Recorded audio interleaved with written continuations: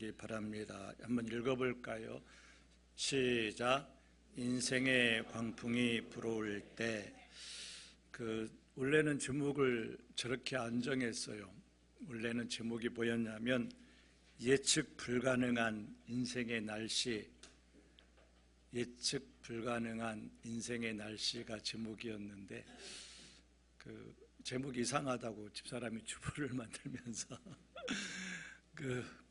이병철 장로님 어떤 제목이 좋아요? 지금 그게 좋아요. 거짓말하면 안 돼요. 인생의 광풍이 불어올 때 예측 불가능한 인생의 날씨. 사랑하는 평화동교회 가족 여러분, 지난 한 주간 동안 삶에 안녕하셨습니까? 우리가 서로 만나면 인사를 하지요. 안녕하십니까? 잘 지내셨습니까?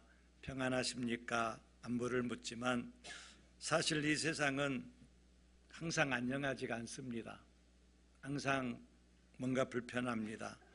이 자리에 나오신 여러분들의 얼굴을 보니까 어떤 분은 지난 한 주간 세상이라는 거친 바다에서, 직장에서, 삶의 현장에서 치열하게 노를 젓다가 이곳에 나오신 우리 성도들의 땀 흘린 흔적, 노를 저은 피곤한 흔적들이 보이기도 합니다. 사람과의 관계 속에서 상처를 입기도 하고 치이기도 하고 또 예기치 못한 질병의 파도와 싸우고 또 꽉 막힌 물질의 문제 때문에 가슴을 졸이다가 깨지고 상한 마음을 추스르고 주님 앞에 나오신 분들도 분명히 계실 겁니다. 오늘 이 예배 자리가 세상의 차디찬 바람에 얼어버린 여러분들의 영혼이 하늘의 훈훈한 위로로 덧입혀지고 다시 일어서는 영적인 충전소, 그리고 여러분들에게 영적으로 필요한 것들을 다시 보급받고 출항할 수 있는 그런 영혼의 항구가 되기를 주님의 이름으로 축복합니다. 사랑하는 성도 여러분, 요즘 날씨가 이제 제법 겨울 날씨가 되어가고 있지요. 이렇게 자연에도 날씨가 있는 것처럼 우리 인생에도 날씨가 있다고 하는 것 여러분들 아시지요? 모든 것들이 순조로워서 정말 하나님의 은혜다 찬양하게 되는 맑고 쨍한 날이 있는가 하면 한 치 앞도 알 수 없는 폭풍우가 몰아치는 그런 날씨가 있기도 합니다. 인생이 고달픈 이유는 바로 이 예측 불가능성 때문입니다. 맑았던 하늘이 순식간에 어두워지고 평안했던 일상에 돌풍이 불어닥칩니다.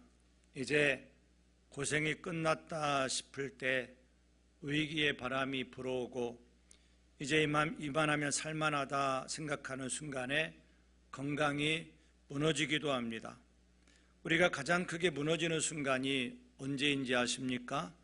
낯선 길에서 헤맬 때가 아닙니다. 오히려 내가 다 알고 있다, 내 경험으로 충분히 통제할 수가 있다, 내 실력과 능력으로는 이런 모든 문제들은 해결해 나갈 수 있다, 자신했던 바로 그곳에서 예상치 못했던 그런 풍랑, 파도를 만날 때입니다.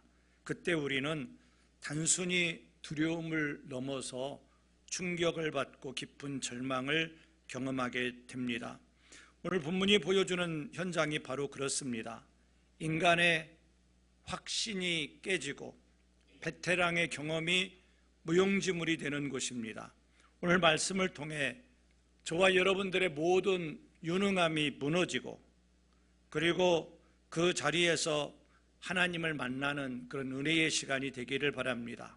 그리고 이 절망의 광풍을 뚫고 나갈 참된 능력은 어디에서 오는가 우리가 함께 깨닫는 그런 은혜가 있기를 주님의 이름으로 축복합니다. 오늘 본문 배경을 한번 여러분들이 머리로 상상을 하시면서 말씀을 들으시기 바랍니다. 날이 저물었습니다. 예수님께서 제자들에게 우리 저편으로 건너가자, 날이 저물었고 배를 타고 우리 저편으로 건너가자라고 말씀하셨습니다. 제자들은 익숙하게 배를 띄웠습니다. 그런데 37절을 보십시오. 성경은 아주 급박한 상황을 묘사합니다. 큰 광풍이 일어나며 물결이 배에 부딪혀 들어와 배에 가득하게 되었더라. 여기서 우리가 주목해야 할 단어가 바로 큰 광풍입니다. 큰 광풍, 헬라어로 라일랍스라는 단어를 씁니다. 이 단어는 단순히 비가 조금 오고 바람이 부는 정도가 아닙니다. 모든 것을 집어삼키는 돌풍, 그리고 위아래 막 뒤집어 버리는 허리케인, 이런 것들을 묘사할 때 쓰이는 단어입니다. 지리적인 배경을 알면 더 이해가 쉽겠지요. 갈릴리 호수는 해수면보다 밑으로 210m, 지금은 더 내려갔다고 그래요. 한 211m, 12m 그렇게 더 내려갔다고 그러지요. 그러니까 굉장히 깊은 곳에 있습니다. 반면에 남북쪽에는 만년설이 덮인 해발 2800m의 헐몬산이 버티고 서 있습니다. 낮 동안에 데워진 호수의 따뜻한 공기와 헐몬산 협곡에서 타고 내려오는 차가운 냉기류가 충돌을 하게 되어지면은 이 바다에서 큰 파도가 일어나며 큰 어떤 소용돌이가 발생한다고 합니다. 이것이 바로 광풍, 라일랍스라고 그렇게 부릅니다. 예고가 없습니다. 순식간에 불어닥칩니다. 이때 배에 타고 있던 배에 타고 있던 제자들을 한번 여러분들이 생각해 보시기 바랍니다. 12명의 제자들 중에 그 중에 최소한은 그 베드로, 직업이 뭐지요? 어부, 베드로 동생 안드레, 어부, 야고보, 어부, 그리고 요한도 어부. 이들은 갈릴리 바다에서 잔뼈가 굵은 베테랑 어부들입니다. 그들에게 갈릴리 호수는 손바닥이나 다름이 없는 거지요. 평생을 거기에서 어부로 살았기 때문에 눈을 감고도 노를 좋을 수가 있습니다. 눈을 감고도 어디로 가는지 다 판단할 수가 있어요. 가끔 그 새벽 기도 올 때 집사람이랑 이렇게 내려와서 차까지 가다 보면 집사람이 점쟁이도 아닌데 비냄새가 나네 그래요. 비냄새가 나네? 그럼 비가 와요. 그럼 비냄새 아세요? 비냄새를 맡더라. 저는 비염이 심해서 그런가 비냄새 뭔지 모르거든요. 저는 비냄새 아세요? 모르신대 장로님은. 우리 권사님 집사님 비냄새 아세요? 비냄새 있다고 그래요.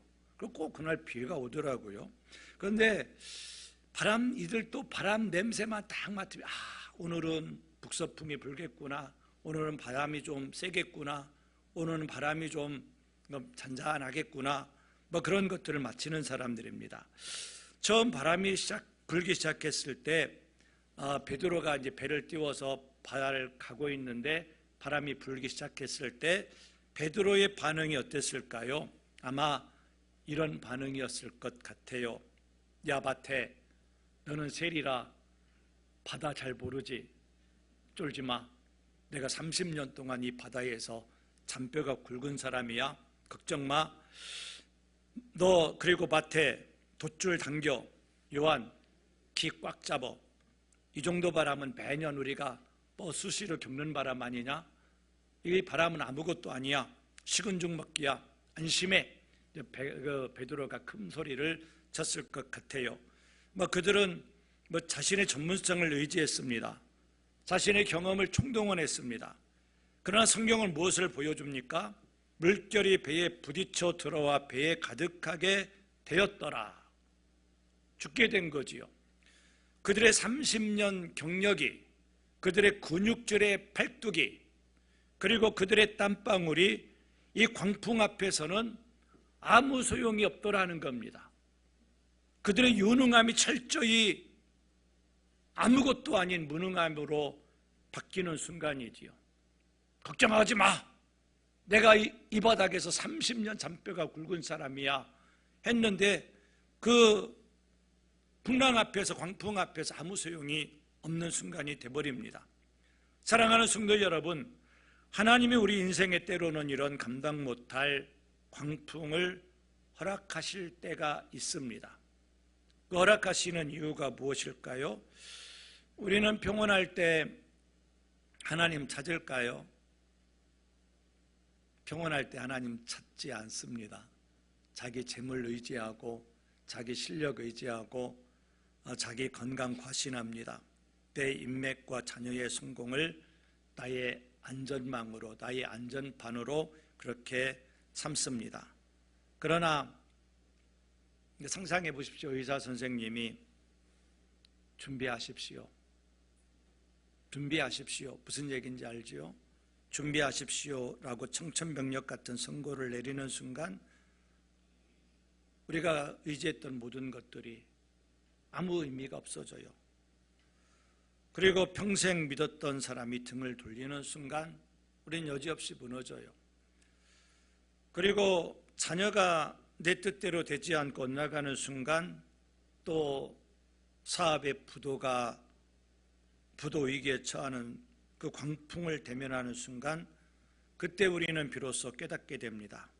아, 내가 가진 유명한 대학 졸업장도, 그건 제가 실제적으로 들은 얘기예요. 내가 어렵게 취득한 학위도, 내 건물도, 내 아파트도, 내 화려한 직함도 이 파도 앞에서는 종이장보다 약하구나. 이것들이 나를 구원하지 못하는구나. 이것들이 내 인생을 책임지지 못하는구나. 이것을 처절하게 인정하는 것이 바로 참된 신앙의 시작입니다. 하나님, 저는 인생의 베테랑인 줄 알았는데 사실 아무것도 아니었습니다. 내 경험이 나를 구원할 줄 알았는데, 이 정도의 재물이면, 이 정도의 배경이면 아무 문제 없을 줄 알았는데 그것이 내게 아무런 의지가 못 됩니다. 구원이 되지 못합니다. 이 항복선언, 나의 무기력함을 고백하는 그 지점이 바로 내 힘이 끝나고 하나님의 전능하심이 개입하는 그런 거룩한 시간입니다. 혹시 지금 광풍 때문에 흔들리고 계십니까? 두려워하지 마십시오. 그것은 여러분을 망하게 하려는 것이 아니라 여러분의 의지하고 있었던 그 모든 것들의 무능함을 폭로시켜서 오직 하나님의 전능하심만을 붙들게 하시려는 하나님의 이끄심일 수도 있다는 겁니다. 그러므로 여러분들 너무 풍랑 만났다고 좌절하지 마시기 바랍니다. 지금 상황은 최악으로 치닫습니다. 배는 이제 곧 가라앉을 그런 지경에 이르렀습니다.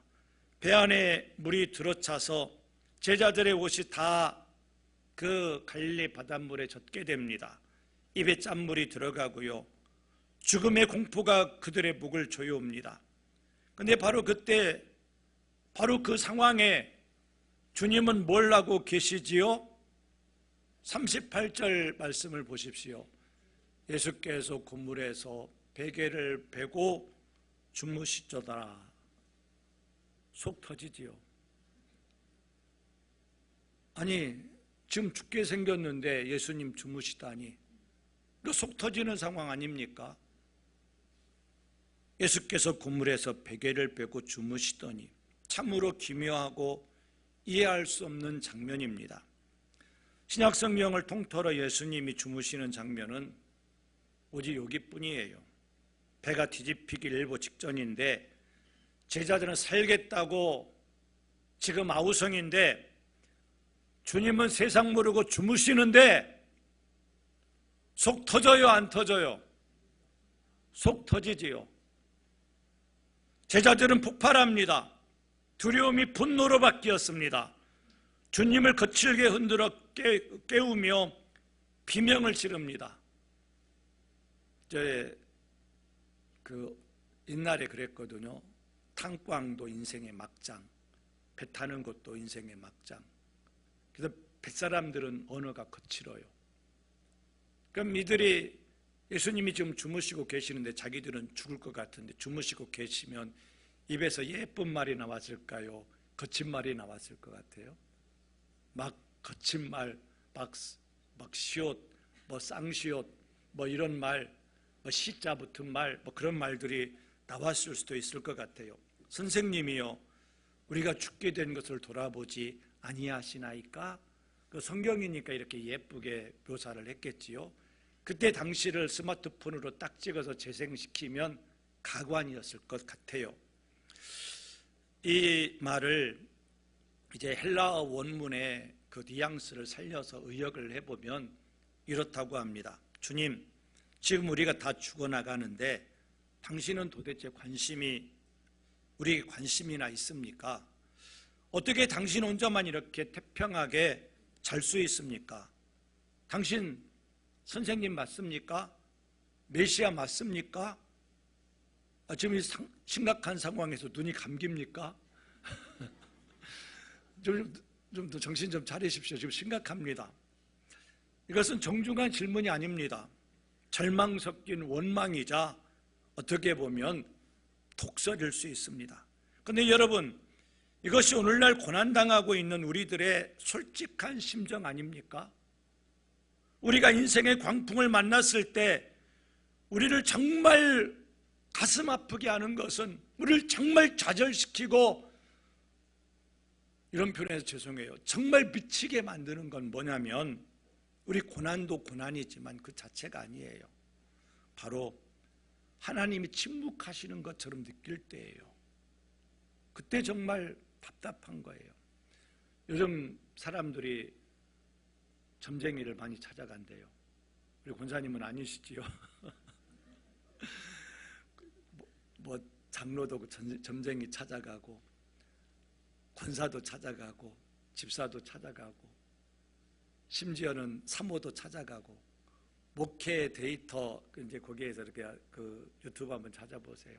왜 현대인들이 그 무당을 점쟁이를 많이 찾아가나? 답답하니까 그러겠지요. 그런데 무당은 금방 답을 준대요. 너 동투나서 그렇다? 너 뭐가 그렇다? 즉각 답을 준대요. 그게 틀렸든 뭐했든 즉각 답을 주니까 거기서 뭔가 해결할 기미가 보이는 것처럼 그렇게 생각해서 그 점쟁이를 찾아간다고 그래요. 그런데 정말 우리가 고난 당할 때 답답한 게 뭐냐면 하나님이 침묵하시는 것처럼 그렇게 느껴진다는 거예요. 하나님, 제가 그래도 권사인데요, 제가 그래도 봉사하잖아요, 이렇게 부르짖잖아요, 왜 대답이 없으십니까? 하나님 살아계시다면 제게 왜 이런 문제가, 이런 고통이, 왜 이런 어려움이 옵니까? 하나님이 나에게 무관심한 것 같은 그 느낌, 그 영적인 고립감이 우리 영혼을 좌절시키고 우리 영혼을 갉아먹습니다. 하지만 사랑하는 성도 여러분, 여기서 우리는 아주 중요한 영적 비밀을 발견해야 됩니다. 우리 이화복 장로님이 기도하시는데 말씀을 들을 때 알게 하시고 깨달아지게 해달라고 저희 설교 준비를 하면서 충격받게 깨달았어요. 아주 예수님께서 주무시는 장면을 아주 디테일하게 묘사를 했더라고요. 예수님이 고물에서 베개를 베고 주무셨더라. 고물에서 베개를 베고, 나는 속 터져 죽겠는데 예수님은 저렇게 편안하게 주무시고 계시었더라. 고물에서 베개를 베고 주무셨더라. 이렇게 기록을 하고 있습니다. 여기서 베개는 유람선이 아니잖아요. 여기서 베개는 잠잘 때 쓰는 폭신한 베개가 아니랍니다. 이것은 당시 배의 구조상 나무 바닥에 깔던 선원들이 깔고 앉는 그런 가죽 방석으로, 보통 누가 깔고 앉느냐면, 누가 깔고 앉을까요? 배를 운전하는, 배의 키를 잡는 그 사람이 앉는 그 베개래요. 근데 예수님이 어디에서 주무셨다겠어요? 고물이 어딘 줄 아세요? 배의 뒤에 키가 있는 곳. 놀랍지 않습니까? 배의 방향을 결정하는 키가 있는 곳, 그것이 고물이래요. 고물에서 베개를 베고 주무셨다. 그러니까 키를 잡는 선장이나 조타수가 앉아있는 그 자리에서 그 베개 고무를 베개를 베고 그곳에서 주무셨다. 이건 뭘 의미합니까? 예수님이 너무 피곤해서 아무데나 쓰러져서 주무신 것이 아닙니다. 예수님은 지금 의도적으로 배의 방향을 결정하는 키가 있는 자리를 차지하고 누워 계신 겁니다.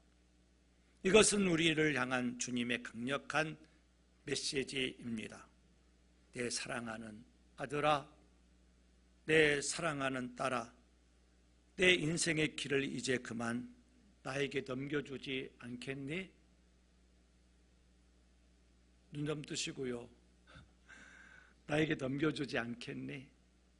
내 인생의 방향을 결정하는 그 키를 나에게 넘겨주지 않겠니? 나에게 넘겨다오. 우리는 우리가 내 인생의 선장인 줄 알고 있어요. 내가 내 힘으로 너를 젓고 방향을 잡으려고 안간힘을 씁니다. 그러나 주님은 그 가장 중요한 선장의 자리에서 그 선장이 깔고 앉는 그 베개를 베고 지금 주무시고 계신 거예요. 그 선장을 예수님께서 그 베개를 안 뺏기고 싶으셨던 것 같아요. 여러분, 비록 주무시는 것처럼 보일지라도 주님은 그 자리를 지키셨어요. 그 자리를 떠나지 않으셨습니다. 주님은 지금 우리 인생에 승객으로 앉아 계시기를 원하지 않으십니다. 주님은 여러분의 인생의 배에 누가 되기를 원하실까요? 선장이 되기를 원하십니다. 선장이 되어 친히 그 길을 잡고 그 광풍을 뚫고 나가기를 원하고 계십니다. 지금 여러분들이 지고 있는 그 불안하고 위태로운 인생의 길을 진짜 주인이신 우리 주님께 되어 드리는 것, 이것이 바로 여러분의 인생의 광풍을 잠재우는 비결임을 믿으시기 바랍니다. 그 길을 누구에게 맡기라고요? 예수님을 깨워서 예수님께 제발 맡기시기 바랍니다. 여러분들이 붙들고 있는 한 풍랑은 계속될 것입니다. 제자들의 치명적인 실수가 무엇인 줄 아십니까? 그들은 문제의 상황을 보느라 동승자이신 예수님을 잊었습니다. 배 안으로 들이치는 물만 보았지 그 배 안에 천지 만물을 말씀으로 지으신 성자 하나님이 계시다는, 함께 타고 계시다는 사실을 놓치고 있었다는 겁니다. 미국의 팀 켈러 목사님은 이 본문을 묵상하며 이렇게 말했다고 합니다. 예수님이 당신의 배에 계시다면 폭풍이 당신의 배를 흔들 수는 있어도 결코 침몰시킬 수는 없습니다. 아멘이시지요? 우리가 흔들릴 수는 있지만 내 배에 예수님이 계시고 더러운 손 치우시고 그 배의 핸들을 하나님께, 예수님께 맡기시면 흔들릴 수 있지만 우리는 뚫고 나가게 될 줄로 믿습니다. 여러분, 주님이 침묵하시는 것 같아도 주님이 여러분의 인생의 배에, 여러분의 가정의 배에, 우리 평화동교회 배에 함께 계십니다. 주님이 타고 계시는 인생의 배는 흔들릴지언정 결코 침몰하지 않습니다. 이것이 바로 세상 사람들은 알지 못하는 믿는 우리들의 담대함입니다. 그렇게 어려움을 당하는데 왜 이렇게 담대하세요? 우리 선장이 예수님이니까요. 그렇게 고난당하는데 왜 이렇게 안심이 됩니까? 주님이 선장이시니까요. 이제 우리는 내 힘으로 통제되지 않는 인생의 광풍 앞에서 무엇을 해야 될까요? 제자들의 모습을 보시기 바랍니다. 그들은 결국 누구를 깨웠습니까? 예수님을 깨웠습니다. 비록 원망 섞인 비명이었을지라도 그들은 문제 해결자이신 예수님께로 달려가서 예수님, 우리는 죽게 되었는데 왜 주무십니까? 좋은 소리 안 나왔겠지요. 막 원망 섞인 마음으로 쌍시옷을 쓰면서 ABC를 쓰면서 왜 주무십니까? 그렇게라도 깨웠겠지요. 사랑하는 성도 여러분, 바로 이것이 중요합니다. 기도는 문법을 맞춰서 점잖게 하는 고상한 연설이 아닙니다. 문법을 맞춰서 고상하게 그렇게 연설하는 게 아니에요. 물에 빠진 사람이, 우리 안수 집사님, 장로님은 이제 높은 지위에 있기 때문에 현장 출동은 잘 안 하시지요. 인명구조대원으로 출동을 안 하실 것 같은데, 그런데 물에 빠진 사람이 구조대원님 실례가 안 된다면 저를 구원해 주실 수 있으시겠습니까? 그럴까요? 그래요, 정영재 집사님? 출동 안 해봐서 모르시겠대요. 구조대원님 실례가 안 된다면 저를 구조조에 구원해 주시겠습니까? 그렇게 묻지 않습니다. 그저 뭐라고 할까요? 사람 살려, 사람 살려. 많이 배운 사람도 사람 살려, 돈 많은 사람도 사람 살려, 명예 있는 사람도 사람 살려, 죽기 살기로 소리칩니다. 체면 따위가 중요하지 않습니다. 기도도 마찬가지입니다. 하나님 앞에 체면 차리지 마시기 바랍니다. 여러분의 두려움, 여러분의 억울함, 여러분의 답답함, 여러분의 분노까지도 적나라하게 우리 주님 앞에 쏟아 놓으십시오. 가장 솔직한 비명이 가장 위대한 기도의 시작이 될 줄로 믿습니다. 이 비명을 들으시고 잠에서 깨신 예수님이 드디어 일어나십니다. 그리고 바람을 꾸짖으시며 바다를 향해 명령하십니다. 39절 말씀에 잠잠하라 고요하라, 잠잠하라 고요하라 하시니 바람이 그치고 아주 잔잔하여 지더라 그랬습니다. 여기서 예수님이 사용하신 단어를 주목해 볼 필요가 있습니다. 잠잠하라 그리고 고요하라, 이것은 그냥 잠잠하라 조요하라 이런 내용이 아니라 강력한 군사용어라고 합니다. 군사용어, 특히 고요하라라고 하는 이 단어는 문자적으로 입에 재갈을 물려라, 그리고 우리나라 말로 입 닥쳐라, 입에 재갈을 물려라, 입 닥쳐라, 입 다물라, 뭐 그런 뜻이라는 겁니다. 놀랍게도 예수님의 이 단어를 예수님께서 언제 사용하셨느냐면은 마가복음 1장 25절에서 귀신을 쫓아내실 때에 이 말씀을 사용하셨다고 그래요. 귀신에게 똑같이 사용하셨습니다. 이것은 무엇을 의미합니까? 예수님은 단순히 자연현상으로서의 바람을 다루신 것이 아닙니다. 광풍의 배후에 우리를 공포에 몰아넣는 세력이 있다겠지요. 우리를 두려움에 몰아넣는 세력이 그가 누구라겠어요? 사탄의 무기는 뭐라겠습니까?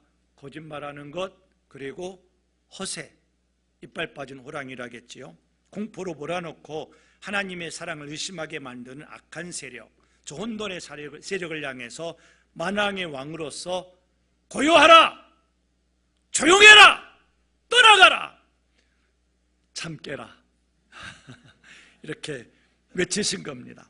여러분, 주님이 상황이 정리된 뒤에 이제 그렇게 외치시니까 거짓말처럼 바다가 어떻게 됐다겠어요? 아주 조용해졌어요. 방금 전까지 배를 집어삼킬 때 덤벼들던 파도가 순한 양처럼 엎드립니다. 이것이 주님의 권세인 줄로 믿습니다. 여러분들이 기도하면 여러분들의 풍랑을 향해서 예수님이 권세 있는 말씀으로 명령하실 줄로 믿습니다. 질병아 떠나가라, 문제야 해결되라, 앞길아 열려져라, 주님이 부르짖어 기도할 때 명령하실 줄로 믿습니다. 그러면 해결됩니다. 마친 다음에 제자들을 향해서 예수님께서 물으셔요. 어찌하여 이렇게 무서워하느냐? 너희가 어찌 믿음이 없느냐? 여기서 믿음은 문맥으로 볼 때 주권을 이양하는 겁니다. 키를 누구에게 맡기는 거라고요? 예수님께 맡기는 거예요. 예수님께 키를 맡기는 것, 주님께 완전히 넘겨드리는 것. 그런데 우리들은 내가 선장이 되려고 그래요. 뭐 저 그림 보면 안 뺏기려고 하는 것 같아요.